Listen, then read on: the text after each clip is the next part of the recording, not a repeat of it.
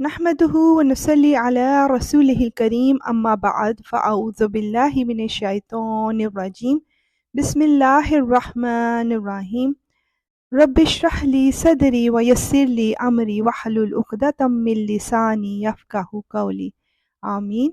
السلام علیکم ورحمۃ اللہ وبرکاتہ۔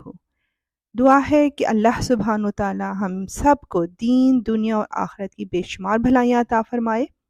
تو آئیے نبی پاک صلی اللہ علیہ وآلہ وسلم کے طریقے سے قرآن پڑھتے ہوئے اللہ سبحانہ و تعالیٰ سے بات چیت کا سلسلہ سٹارٹ کرتے ہیں۔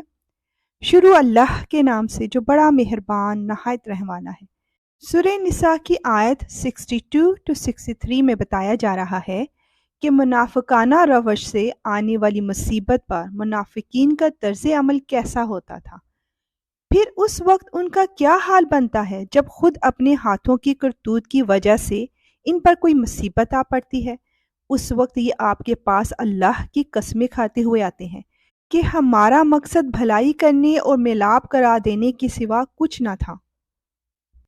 یہ وہ ہیں کہ اللہ ان کے دلوں کی ساری باتیں خوب جانتا ہے، لہٰذا تم انہیں نظر انداز کر دو، انہیں نصیحت کرو اور ان سے خود ان کے بارے میں ایسی بات کہتے رہو جو دل میں اتر جانے والی ہو۔ سبحان اللہ، کتنا غفور الرحیم ہے ہمارا رب، خود بھی اپنے بندوں کی کوتاہیوں کو نظر انداز کر دیتا ہے، اور نبی پاک صلی اللہ علیہ وآلہ وسلم اور ہمیں بھی یہی تلقین فرماتا ہے۔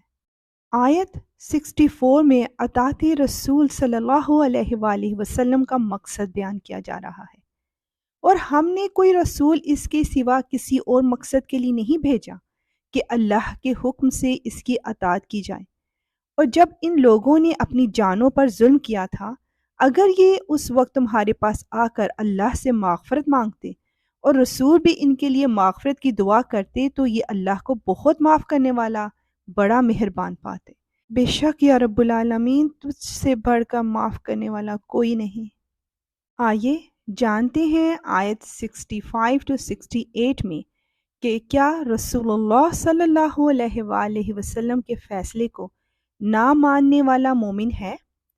نہیں، اے پیغمبر، تمہارے پروردگار کی قسم، یہ لوگ اس وقت تک مومن نہیں ہو سکتے جب تک یہ اپنے باہمی جھگڑوں میں تمہیں فیصل نہ بنائیں، پھر تم جو کچھ فیصلہ کرو اس کے بارے میں اپنے دلوں میں کوئی تنگی محسوس نہ کریں اور اس کے آگے مکمل طور پر سر تسلیم خم کر دیں۔ سبحان اللہ۔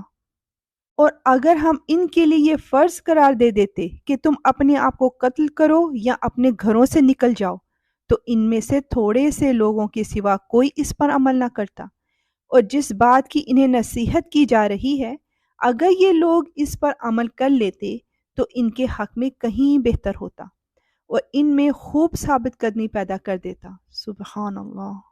اور اس صورت میں ہم انہیں خود اپنے پاس سے یقیناً اجر عظیم عطا کرتے۔ اللہ اکبر۔ اور انہیں ضرور بالضرور سیدھے راستے تک پہنچا دیتے۔ یا رب العالمین، جو ہدایت تو نے ہمیں دی ہے اس کے بعد ہمارے دل ٹیڑے نہ کرنا۔ یا اللہ، ہمیں ہمیشہ راہ مستقیم پر رکھ۔ آیت 69 to 70 میں اللہ سبحانہ و تعالیٰ اپنے انعام یافتہ بندوں کو نومینیٹ کر رہا ہے، اور جو لوگ اللہ اور رسول کی اطاعت کریں گے تو وہ ان کے ساتھ ہوں گے جن پر اللہ نے انعام فرمایا ہے، یعنی انبیاء علیہ السلام، صدیقین، شہداء اور صالحین، اور وہ کتنے اچھے ساتھی ہیں۔ یہ فضیلت اللہ کی طرف سے ملتی ہے، اور لوگوں کے حالات سے پوری طرح باخبر ہونے کے لیے اللہ کافی ہے۔ یا رب العالمین، تو ہمیں بھی اپنے فضل اور رحم کے ساتھ ان لوگوں میں شامل فرما لے۔ آیت 71 to 73 میں ہم جانیں گے کہ اللہ سبحانہ و تعالیٰ کی راہ میں جنگ سے فرار کس طرح کا طرز عمل ہے۔ اے ایمان والو، دشمن سے مقابلے کی وقت اپنے بچاؤ کا سامان ساتھ رکھو، پھر الگ الگ دستوں کی شکل میں جہاد کے لیے نکلو یا سب لوگ اکٹھے ہو کر نکل جاؤ، اور یقیناً تم میں سے کوئی ایسا بھی ضرور ہوگا جو جہاد میں جانے سے سستی دکھائے گا، پھر اگر جہاد کے دوران تم پر کوئی مصیبت آ جائے تو وہ کہے گا کہ اللہ نے مجھ پر بڑا انعام کیا کہ میں ان لوگوں کے ساتھ موجود نہیں تھا۔ اور اگر اللہ کی طرف سے کوئی فضل یعنی فتح اور مال غنیمت تمہارے ہاتھ آئے تو وہ کہے گا گویا تمہاری اور اس کے درمیان کبھی کوئی دوستی تو تھی ہی نہیں کہ کاش میں بھی ان لوگوں کے ساتھ ہوتا تو بہت کچھ میرے بھی ہاتھ لگ جاتا۔ یا رب العالمین تو ہمیں اپنی راہ سے منہ موڑنے والا نہ بنانا اور ہمیں شہادت کی موت نصیب فرمانا۔ اے اللہ مانوس کر دے ہماری وحشتوں کو ہماری قبروں میں، اور قرآن کی وجہ سے ہم پر رحم فرما، اس کو ہمارے لیے نور، ہدایت اور رحمت کا ذریعہ بنا۔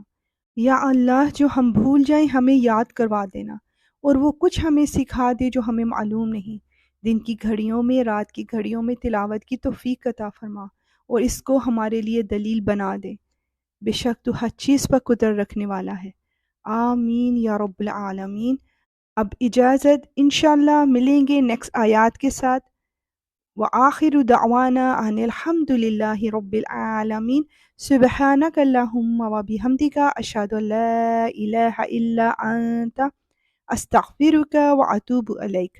السلام علیکم ورحمۃ اللہ وبرکاتہ۔